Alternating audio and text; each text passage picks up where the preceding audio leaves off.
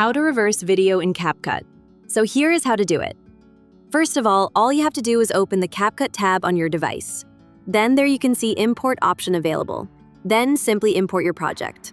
Let me just tap on the Import Plus icon available there and select the video clip that I want to reverse. Now, once you select the video clip, all you have to do is drag and drop it to your timeline. Then let me just play it first of all. Once you play the video, you can see the original video first of all. Now, in order to reverse it, you'll have to tap on the video in the timeline. Then you'll get to see the reverse icon available there with the play button in the circle. Simply tap on it and wait for a while for the video to reverse.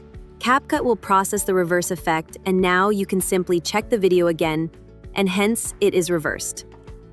Now export the reversed video. Tap on the export button at the top right corner of your screen and confirm the export. And that is it. If you found this video helpful, please like, share, and subscribe our channel, and thank you so much for watching.